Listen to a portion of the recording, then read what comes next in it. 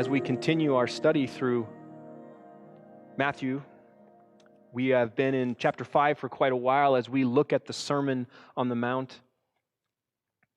It's important that, as I prayed, that we remember something that I think is crucial to understanding the Word, understanding this text, and that is, this is Jesus' sermon. The one who died for us, the one who suffered everything for our sake, is on a hill in Galilee somewhere with people gathered around him. And he is teaching, from his heart, he is teaching about the kingdom, what it truly means to be a citizen of heaven. And not only is he speaking to those people, those Israelites, those Jews on that hill in Galilee all those years ago, but God intended to send him, and his word was written, it was documented so that the church today can hear from Jesus, as if we were on the side of that hill with him. It is so important as preachers that when we enter a text that's as important and powerful as this one, the words of Jesus, that we are bringing to you the intent, the meaning, and that we as Christians are truly searching our heart to say, what does this have to do with me?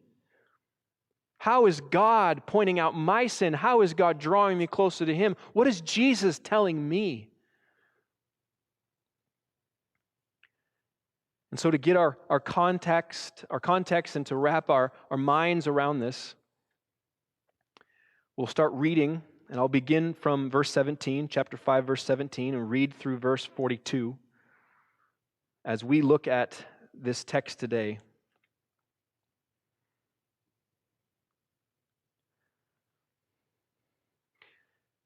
Matthew chapter 5, starting in verse 17. Do not think that I have come to abolish the law or the prophets. I have not come to abolish them, but to fulfill them.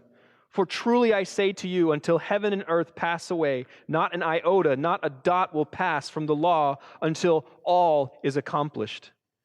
Therefore, whoever relaxes one of the least of these commandments and teaches others to do the same will be called least in the kingdom of heaven. But whoever does them and teaches them will be called great in the kingdom of heaven. For I tell you, unless your righteousness exceeds that of the scribes and the Pharisees, you will never enter the kingdom of heaven. Now you have heard that it was said to those of old, you shall not murder, and whoever murders will be liable to judgment. But I say that everyone who is angry with his brother will be liable to judgment. Whoever insults his brother will be liable to the council, and whoever says, you fool, will be liable to the hell of fire. So if you are offering your gift at the altar and there remember that your brother has something against you, leave your gift there before the altar and go. First be reconciled to your brother and then come and offer your gift. Come to terms quickly with your accuser while you are going with him to court, lest your accuser hand you over to the judge to the guard, and you be put in prison. Truly I say to you, you will never get out until you have paid the last penny. You have heard it that it was said, you shall not commit adultery. But I say that everyone who looks at a woman with lustful intent has already committed adultery with her in his heart. If your right eye causes you to sin, tear it out and throw it away. For it is better that you lose one of your members than that your whole body be thrown into hell. And if your right hand causes you to sin, cut it off and throw it away. For it is better that you lose one of your members than that your whole body go into hell. It was also said, whoever divorces his wife, let him give her a certificate of divorce. But I say to you that everyone who divorces his wife, except on the grounds of sexual immorality, makes her commit adultery, and whoever marries a divorced woman commits adultery. Again, you have heard that it was said to those of old, you shall not swear falsely, but shall perform to the Lord what you have sworn. But I say to you, do not take an oath at all, either by heaven, for it is the throne of God, or by the earth, for it is the footstool, or by Jerusalem, for it is the city of the great king. And do not take an oath by your head, for you cannot make one hair white or black. Let what you say be simply yes or no. Anything more than this comes from evil. You have heard that it was said, an eye for an eye, and a tooth for a tooth. But I say to you, do not resist the one who is evil, but if anyone slaps you on the right cheek, turn to him the other also. And if anyone would sue you and take your tunic, let him have your cloak as well. And if anyone forces you to go 1 mile, go with him 2 miles. Give to the one who begs from you, and do not refuse the one who would borrow from you. This is the word of the Lord. Jesus says, you have heard that it was said, an eye for an eye and a tooth for a tooth. But Jesus says, do not resist the one who is evil. If you remember long ago when we were in the Beatitudes, really this is an application to what Jesus proclaims about those who belong to the kingdom. In Matthew chapter 5, verses 5 through 7, he says, blessed are the meek, for they shall inherit the earth. Blessed are those who hunger and thirst for righteousness, for they shall be satisfied. Blessed are the merciful, for they shall receive mercy. What Jesus is now showing, he's not giving different sermons. He is now applying everything he has proclaimed. He has taken their view of the kingdom and who the people of God are and who really belongs to the kingdom, and he has turned it upside down, or at least turned their perspective upside down so they could see right side up the way God sees it. Jesus knew that for the people sitting on that hillside and for all of us who are listening to this sermon, for us to embrace the truth about the kingdom, he must first turn this paradigm upside down so that they can see the kingdom from God's perspective. And this is where you get this series of antitheses. You have heard it said, this is what the law says, but this is what I say. He's not contradicting the law, he is correcting their understanding of it. And as we look at these verses 38 through 42, which are so important for us to know today, in these times of peril and anger and injustice, how do people of the kingdom respond to racial discrimination? How do people of the kingdom respond to injustice that's going on in the world? How people are oppressed by a government and wars are breaking out all over the globe. How do those people in that context who belong to Jesus respond as citizens of the kingdom? And what we want to come away with today is an understanding that responding to injustice with meekness and patience and mercy, it displays the authenticity of your faith, and it affirms your identity as a follower of Jesus. Responding to injustice with meekness and patience displays the authenticity of your faith and affirms your identity as a follower of Jesus. I tell you, this is impossible. When faced with injustice, both personally and when you look around the globe, to respond in meekness and mercy, to respond with a heart like Jesus, it takes something we don't have. And this is Jesus' point. This is the point that he is making. Now, we have to understand something. We've been talking about the law. God gave Moses the law. And he gave the law to Moses at a particular time for a particular people to be the foundation on which God would mold and shape a wicked and defiant nation according to his will. I want you to hear what I'm saying here. The law was the foundation and not the ultimate standard of God's righteousness. It was the foundation and not the ultimate standard of God's righteousness. This is why Jesus came and he said, I have come to fulfill the law. Because the ultimate standard is Christ, and the way Christ lives, and the way Christ obeys the Father, and the way Christ lives out love and mercy. What he's doing in us is he's making us into the likeness of him. He is the ultimate standard. The law was perfectly created and suited for its purpose. The problem was it was reinterpreted and misapplied. And when you take truth and you misinterpret it, you misapply it, what you create is a false standard to live by.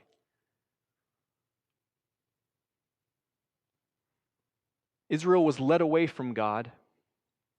They were led away from the direction, from the foundation that he laid in order to lead them to righteousness. They were led away by mishandling God's law. The law was a good tool used in a bad way. You know, more than once I've gone out to my garden and I have found my tools, mostly my hammer, laying in the yard, covered in dirt with holes everywhere in my yard. My sons love to dig. The problem is the hammer is not supposed to be a digging tool.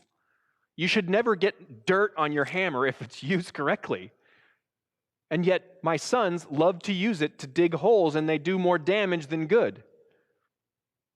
Frankly, I don't want to give them a shovel either. But this is exactly, as a way of an illustration, what God's people, Israel, was doing with the law. They were using a good tool in a bad way. The problem is it's worse than that. It was like using an axe to perform open heart surgery. We have to understand the law in its context, who it was given to. For 400 years, Israel was enslaved by a wicked pagan society who treated them brutally. They were slaves. And as a result, they really grew into be a brutal and wicked society. They were pagans. They were godless, lawless. They were unloved, mistreated. This is the lot that Moses was given when he said, "Lead my people out of Israel." This is who he led out. This barbaric, vengeful society, they needed just basic guidelines for living together and living with God. The laws and commandments given to Moses were meant to suppress sin, suppress criminals, and they were meant to defend the weak. The purpose of the law was to create this basic law and order for a corrupt and barbaric society. The amazing thing is, as basic and foundational as they were unable to keep them. And to this day, man is unable to keep the law of God. And now you begin to see the weight of what Jesus is saying when he says, unless your righteousness exceeds the scribes and the Pharisees, you will never enter the kingdom of heaven. That was what the law was supposed to do, was supposed to reveal that what you need to enter the kingdom is something you can't produce on your own, namely the righteousness of God.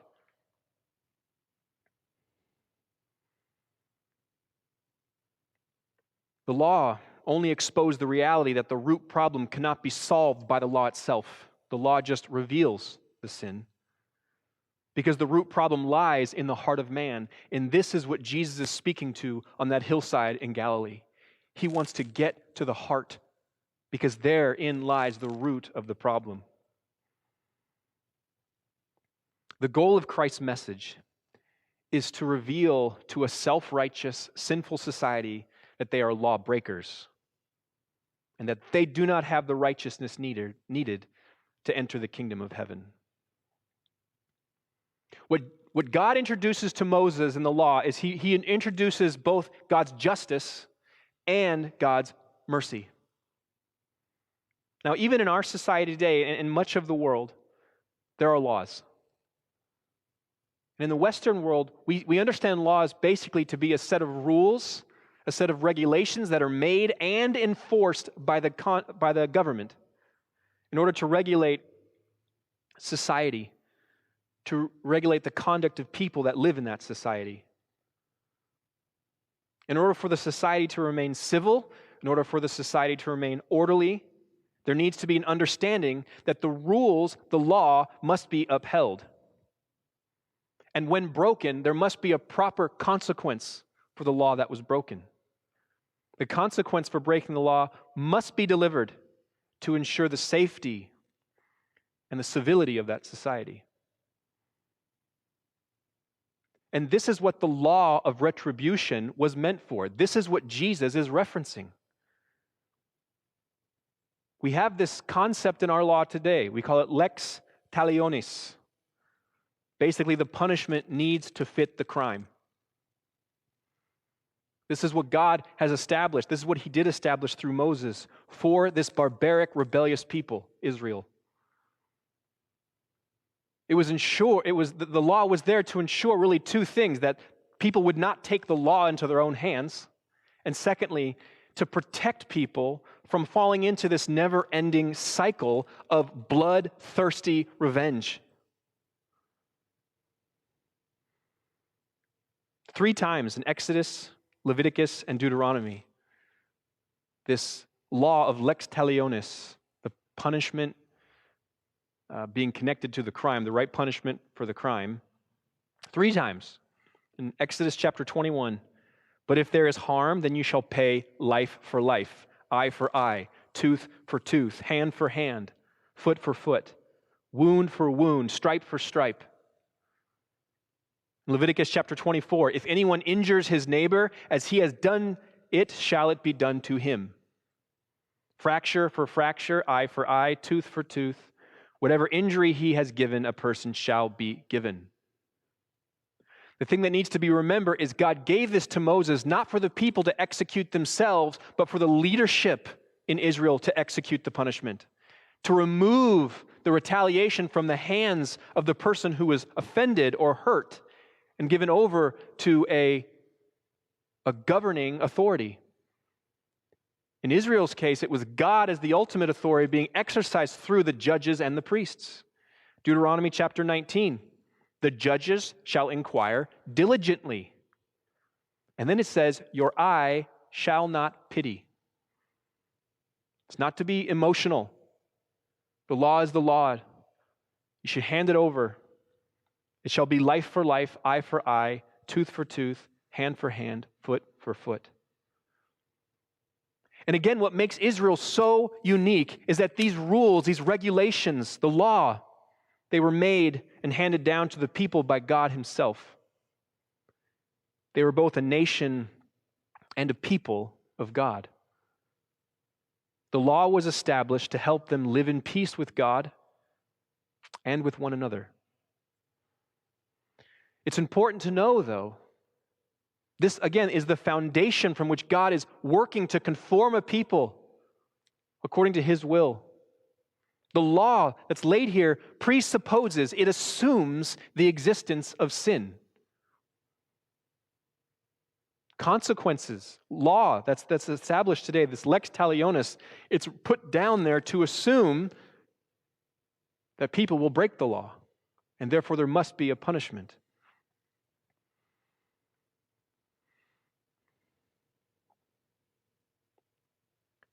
But the reason why that sin is assumed is because of the hardness of their heart. The law was given because of the hardness of Israel's heart. God needed to establish a basic law of retribution, carried out in a good and righteous way. What Jesus is leading the people on the hill to understand is the same thing he was teaching about divorce. It's not, if you divorce, do it this way. It's, you shouldn't be getting divorced at all. It's not, seek out retribution. You should not be seeking out revenge at all. But because of the hardness of heart, God establishes a law to reveal man's sin, but to give authority to governments to judge and to govern and rule according to God's standard. And so as it go, and as we see in the courts today, when someone is harmed or sinned against, the guilty party was brought before the priests and the judge. The priests and the judge represented God and his law. And they executed justice according to the will of God, not to the will of the people.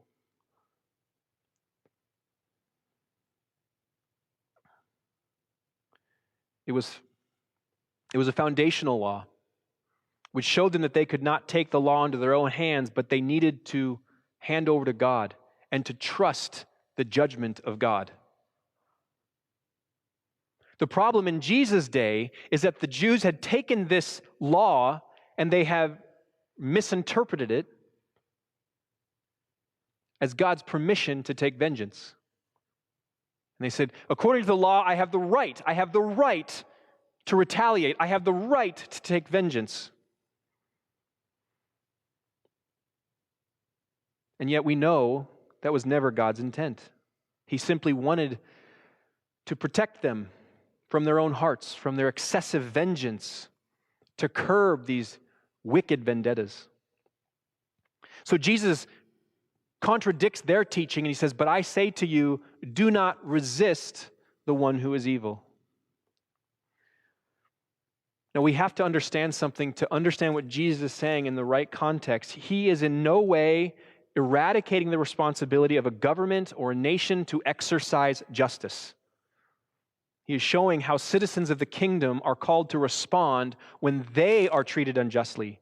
How are you supposed to respond? How is God calling you to respond when someone acts wickedly against you? And Jesus says, do not resist. This is a hard saying. It's not what our hearts want to do. We are by nature self-defensive. But Jesus says, do not resist. And what does that mean? What does it mean, do not resist? What Jesus is saying, well, first of all, he is not saying that we should lay down. Just take it when someone sins against you. Say nothing. Pretend like it didn't happen. Sweep it under the rug. Ignore it. The Bible never says to ignore sin. In fact, the whole sermon Jesus is preaching is based upon the precept that he's exposing their sin. We're never to pretend like sin is not happening. The Bible is all about exposing sin. It's all about outing the sinner and calling them to repentance. Paul wrote in Ephesians chapter 5, verse 11 through 14, take no part in the unfruitful works of darkness, but instead expose them. For it is shameful even to speak of the things that they do in secret. But when anything is exposed by the light, it becomes visible. For anything that becomes visible is light. Jesus is not advocating apathy towards sin. He is telling us how to respond, how our hearts are to be filled with God in such a way that how we react. And he says, do not resist. And what this means is, do not respond in kind. When they treat you with anger, don't respond with anger. When they treat you with malice or try to shame you, you don't try to shame them. When they fight, you don't fight back. Do not respond to aggression with more aggression. We are called to patiently endure the aggression that is against us. Why? Because it demonstrates that you have entrusted yourself to a good and faithful God. Repay no one evil for evil, Paul says in Romans 12. But give thought to do what is honorable in the sight of all. If possible, so far as it depends on you, live peaceably with all. Beloved, never avenge yourself, but leave it to the wrath of God, for it is written, vengeance is mine, I will repay. You have to remember that God is a sovereign and a just God. He doesn't respond the way we hope to in the time he hopes to, but trust me, he knows every sin that is being committed. And the sin is not against you ultimately. The sin that is happening to you is ultimately against God, and is God's right, God's authority to judge, God's authority to seek vengeance, and not ours.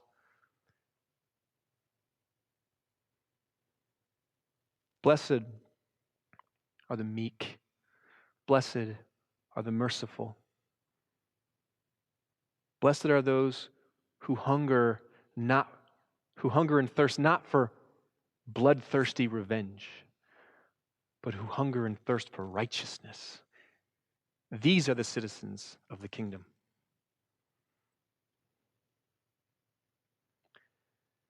Proverbs chapter 20, which is so important to remember, Jesus isn't giving something new. It was God's intent to establish justice because of the wicked heart of man, but he was calling his people to live above that and to live in a fulfilled calling, a fulfilled standard of righteousness, which only Jesus can fulfill. And he's what's calling us to it. And the cross displays that Christ has done everything for us. And by faith we are drawn to him. So that not only are we set free from sin and death, but we are given the power and the righteousness to live according to his word, to live according to his ultimate standard. Proverbs 20 says, "Do not say, I will repay evil for evil, or I will repay evil." He says, wait for the Lord. Wait for the Lord. He will deliver you. Paul says himself, in 1 Thessalonians chapter 5, see that no one repays anyone evil for evil. That means people in the church and the sinful world that we live in. But always seek to do good to one another and to everyone. Now, Jesus gives 4 examples of injustice as a way of illustrating or contextualizing his command of, but I say to you, do not resist the one who is evil. And really, what the examples he gives can be broken down into 4 basic things that we all defend, especially in a Western world where we are free. We love our freedom. We love our rights. Jesus gives 4 examples that deal with our personal honor, our personal rights, my honor, my rights, my freedom, and my possessions. 4 things that we fight to defend. In the first example, he says, if anyone slaps you on the right cheek, turn to him the other. Now, contextually, in the first century Palestine, one of the gravest of insults is to hit somebody with the back of your hand. It's basically saying, you're lower than me, you're lower than a slave. I even read somewhere that they had written that slaves would rather be whipped than hit with the back of the hand, because with the back of the hand came with great shame. Hitting someone with the back of your hand communicated that they were worthless, less than a slave. It was the ultimate act of public humiliation and shame. It was the perfect combination of insult and injury. And if we remember, in first century, Israel was occupied by Rome. And Roman soldiers, most of them didn't really care about culture. They didn't care about law, as in the law of God. They only cared about one law, and that was Rome. And they were the authority. And how grievous would it be, how horrible would it be if a Roman soldier would smack an Israelite with the back of their hand, shaming them, dishonoring them? How horrible would it be if that Israelite then in anger responded and hit that soldier back? Not only would it bring horrible consequences for him, but more than likely his whole family. And Jesus says, how do you respond in this? He says, you don't respond aggression for aggression, but you are a citizen of the kingdom. You respond in meekness and mercy to the point where you're willing to take another hit. My honor. Another example of injustice is we fight for our rights. My right. These are my rights. I don't deserve this. I have my rights. You can't do this to me.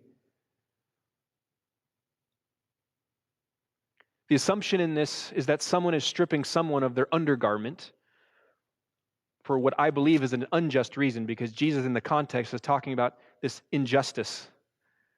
And they are unjustly taking them to court and suing them for their undergarment.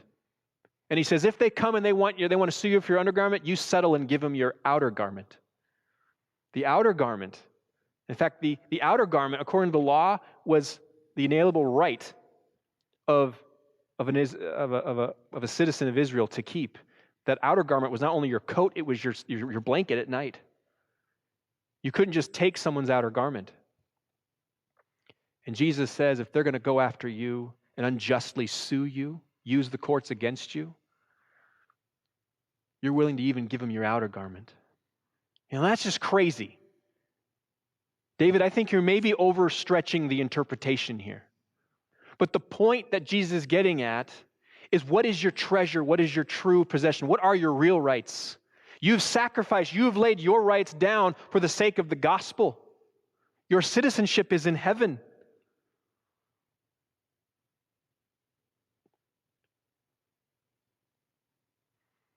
What are we willing to part with? What are we willing to die to? What rights are we willing to give up for the sake of possessing the kingdom, for the sake of Jesus and knowing him? Surrender more than they're asking for. Is that what he's saying? Because all that we have, our rights, they're nothing to us compared to the treasure of knowing Christ and being a part of his kingdom. Thirdly, we fight for our freedom. It's my freedom. I'm free. You can't push me around. You can't control me. And here in the first century, a Roman soldier at any time, including Sabbath, could take an Israelite and say, I'm forcing you to carry my bag for a mile. Not only is that stealing that person's freedom, but their religion. Because the Sabbath was meant to be a day of rest, not carrying this wicked, dirty Gentile's bag.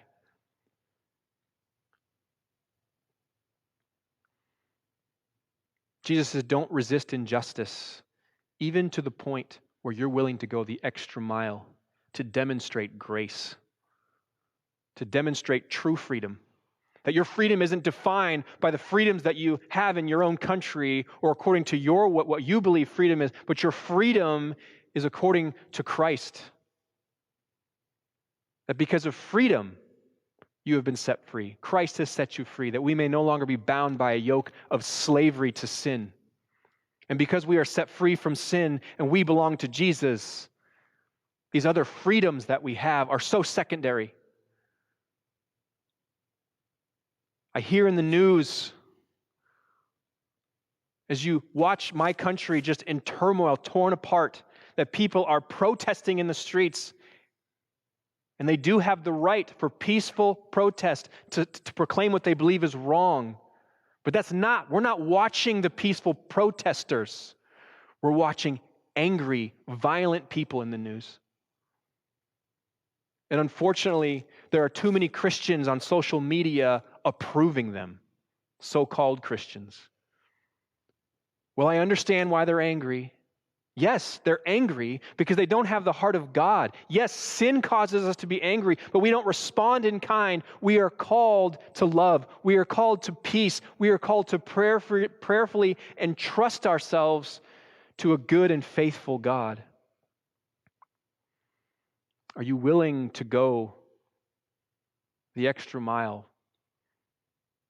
Are you willing to suffer aggression and injustice patiently, speaking the truth in love, declaring that sin is sin, exposing sin, but willing to suffer because of the greater upward call of Jesus Christ? And fourthly, he talks about my possessions. Oh, we love our stuff.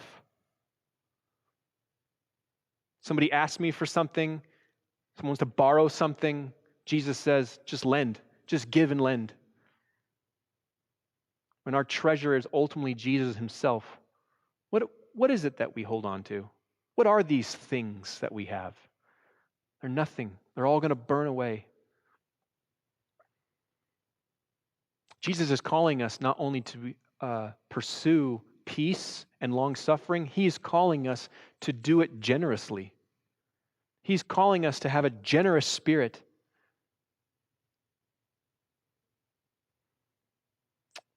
In application or in conclusion, there's just a few things I want to say. And these are hard.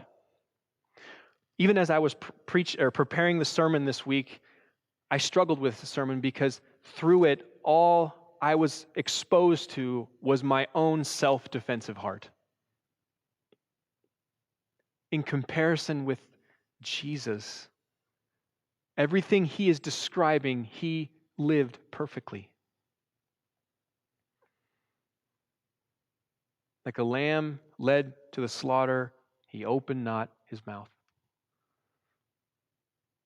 As he was brutally beaten and tortured and hung up on a cross to die for the sin of the world, and people were spitting on him and mocking him, he didn't yell back.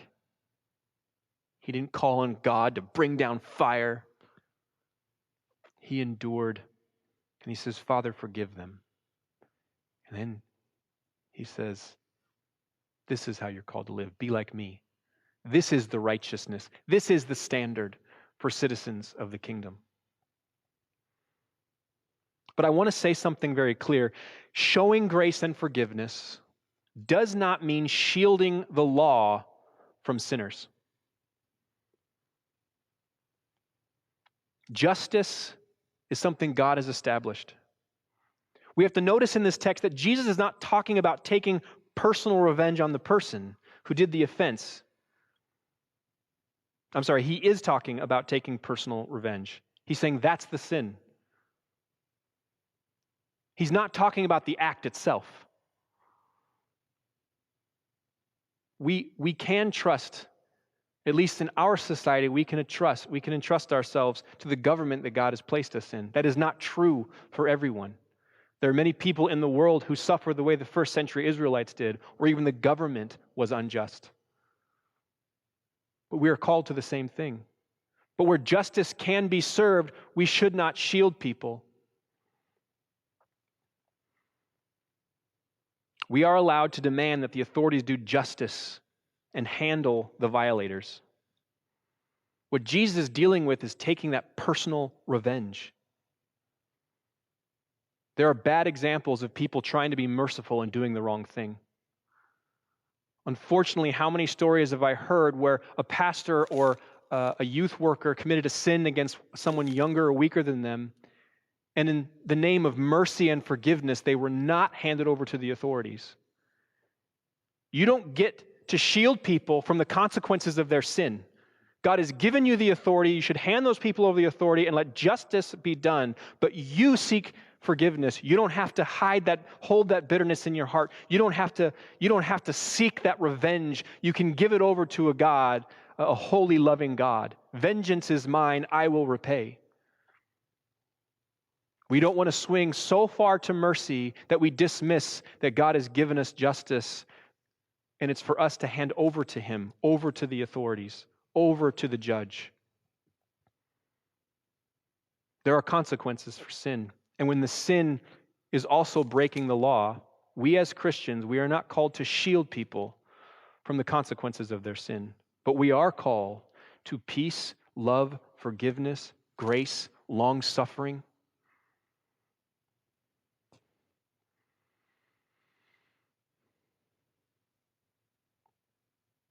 Secondly, I want to say that this message really hits home for me, and I think many of us in the church, and how often we're really no different than the Pharisees in Jesus' day, who were using the Bible in a bad way to justify our self-defensive, bitter, angry, vengeful hearts. No, you would never physically hurt that person who said that thing about you or did that thing to you, but you're going to give them the cold shoulder. You're going to ignore them. You're willing to gossip about them. In your self-defense, you've put up these walls to shield yourself from being hurt. And you say to yourself, I didn't deserve this. I deserve better than that. They had no right to do that to me. But if we compare this to what Jesus is saying, your self-defensive heart has painted you the victim of their wickedness. But in the process of building up walls, you have built yourself into a prison where you suffer the pain, the tyranny of your own pride.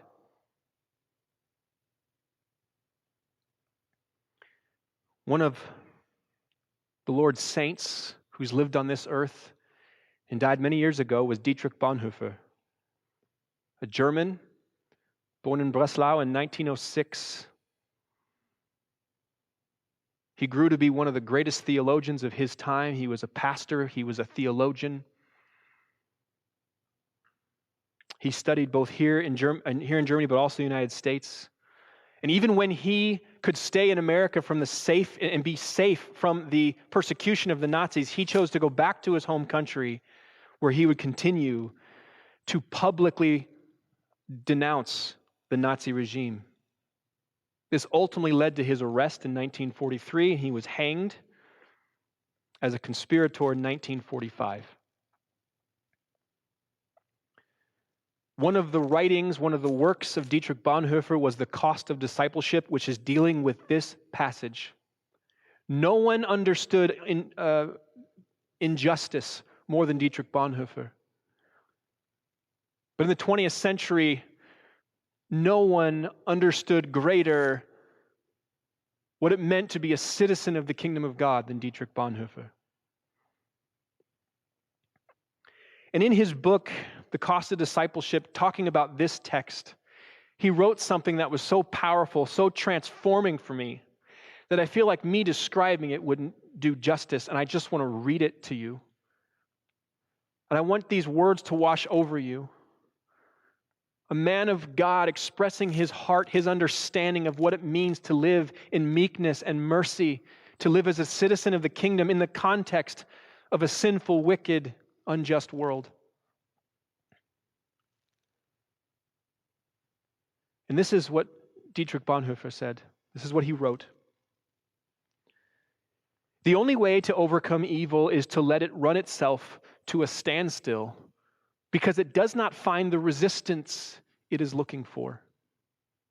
Resistance merely creates further evil and adds fuel to the flames. But when evil meets no opposition, it encounters no obstacle, but only patient endurance. Its sting is drawn, and at last it meets an opponent which is more than its match. Of course, this can only happen when the last ounce of resistance is abandoned and the renunciation of revenge is complete. Then evil cannot find its mark. It can breed no further evil, and it is left barren. By willing endurance, we cause suffering to pass. Evil becomes a spent force when we put up no resistance. Violence stands condemned by its failure to evoke counter-violence. When a man unjustly demands that I should give him my coat, I offer him my cloak also. And so I counter his demand. When he requires me to go the mile, I will go willingly and show up his exploitation of my service for what it is. To leave everything behind at the call of Christ is to be content with him alone and to follow only him. By his willing renouncing self-defense, the Christian affirms his absolute adherence to Jesus and his freedom from the tyranny of his own ego. The exclusiveness of this adherence is the only power which can overcome evil. As I close this time together, I would like to put up 4 questions for your reflection. Those of you at home, you can take a screenshot or write these down to talk amongst each other, to pray through.